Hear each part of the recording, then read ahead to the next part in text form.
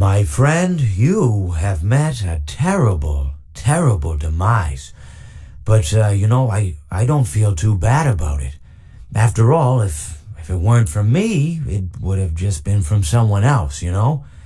I guess what I'm trying to say is life goes on. Well, for everyone else, life goes on, not for you. You're dead. But that's neither here nor there. It reminds me of one summer day in the park. I was having just a delightful picnic with my good friend Orville. And I said to him, Orville, I have a story. And he said to me, what's the significance of the story? And I said to him, Orville, not every story has to have significance, you know? Sometimes a story is just a story. If you try to read into every little thing and find meaning in everything anyone says, you'll just drive yourself crazy. I had a friend do it once. Wasn't pretty. We talked about it for years. And not only that, but you'll likely end up believing something you shouldn't believe and thinking something you shouldn't think or assuming something you shouldn't assume, you know? Sometimes, I said, a story is just a story. So just be quiet for 1 second of your life and eat your sandwich, okay? Of course, it was only then I realized I'd made sandwiches and poor Orville was having such difficulty eating it. Elephants have those clumsy hands, you know? Actually, I suppose that's the problem. They don't have hands at all, do they? They're all feet. And I couldn't imagine someone asking me to eat a sandwich with my feet. Now, if I recall correctly, there was a bakery nearby. I said to him, Orville, let me go get you some rye bread. Now, I'm unsure if elephants enjoy rye bread, but I assure you that Orville does. Now, this was on a Tuesday, which was good because rye bread was always fresh on Tuesday. They made sourdough bread on Monday and threw it out Wednesday, or rather they sold it at a discount for people wanting to feed the ducks, and then probably at the end of the day, finally they threw it all out. I don't recall. I do remember a man who would bring his son to the bakery every Wednesday and then go feed the ducks. He would buy all of the sourdough bread. Of course, you're not supposed to feed the ducks sourdough bread at all. It swells up in their stomach and then they all die. At least that's what I've heard. I never saw any ducks die myself, but I did notice a substantial decrease in the duck population over the course of a few years. I just never thought to stop the man and tell him that he was killing the ducks by feeding them sourdough bread. And if you want my opinion on the matter, and I told Orville this as well, if you want to feed ducks, or birds, or any kind for that matter, it's best to buy seed. I mean, when you think about it, breads of any sort don't occur in nature. They don't grow on trees or spring up from the bushes. I don't think birds know what to do with bread. What was I saying? Oh, yes. So I bought Orville some rye bread. What a fine day it was. It seems that you have met your end. What a pity. I don't feel too bad about it, though. After all, if it weren't me, it would have just been one of the others, I guess. I'm honestly just glad to be out of those air ducts. It's not easy for a hippopotamus to fit up there, and not easy to get down either.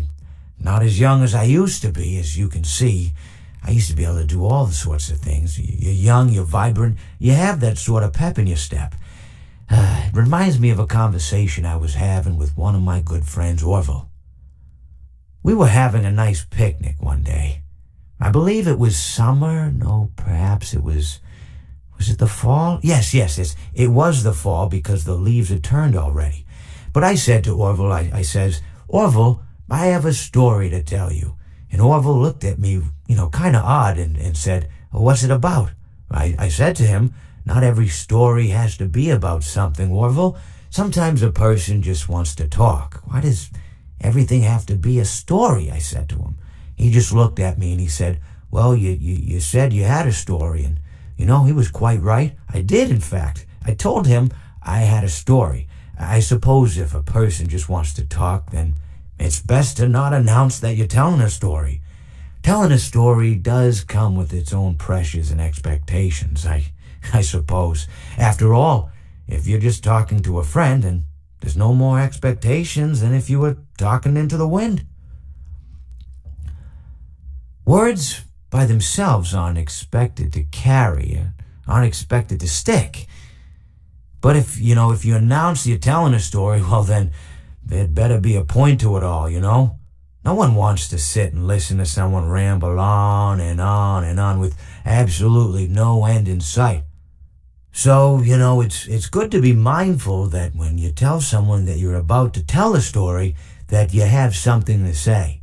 Telling someone that you're going to tell them a story is tantamount to asking them to stop what they're doing and pay attention. You're basically saying, hey buddy, stop everything, stop what you're thinking, I have a solution to everything. And well, I didn't really have any story to tell. In hindsight, I probably just misspoke when I said that I had a story. I think it would have just been better to tell Orville that I wanted to tell him something rather than tell him that I had a story. But even then, it might have put too much importance on the whole thing. Either way, it was quite a nice day. I remember that we were drinking tea. Well, it seems that your journey has ended. Very sorry about that. It was always going to end this way, of course. If it weren't by me, it would have just been by some other, terrible thing. Just, you could not imagine how terrible it would be. Just, I get scared thinking about it. I'm glad it's not me. It reminds me of a time I was speaking to my good friend Orville.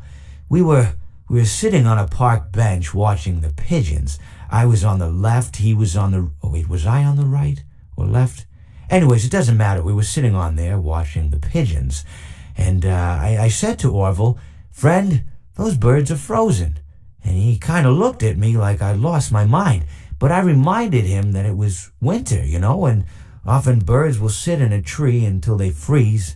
And then they sort of fall to the ground until the sun warms up and they can, move around again. So I said to Orville, "You might as well save those breadcrumbs until the birds thaw, because they can't very well enjoy them in the condition they're in."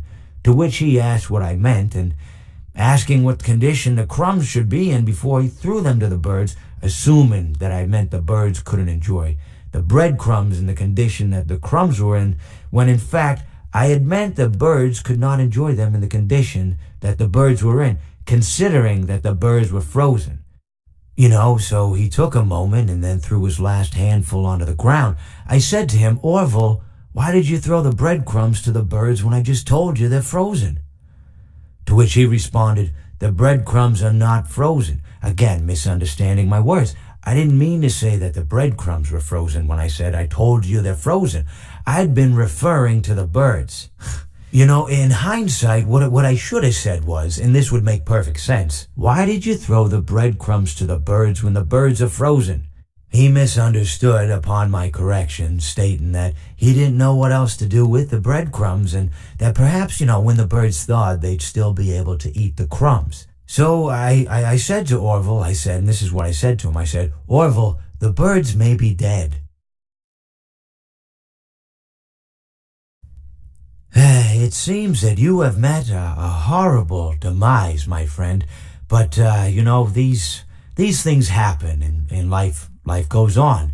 Not for you, obviously, you're dead, but it reminds me of a time I was having a conversation with my friend Orville. We were, where were we? I think we were by the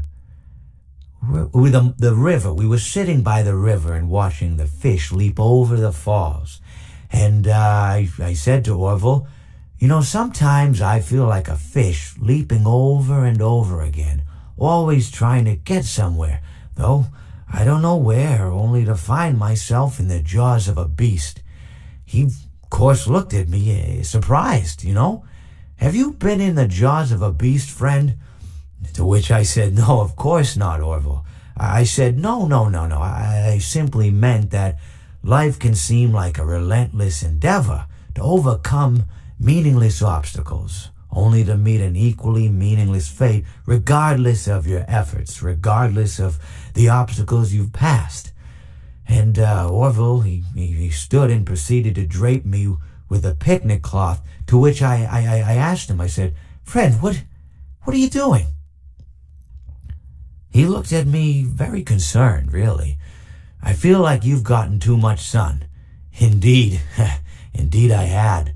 He proceeded to pour me a glass of just ice-cold lemonade.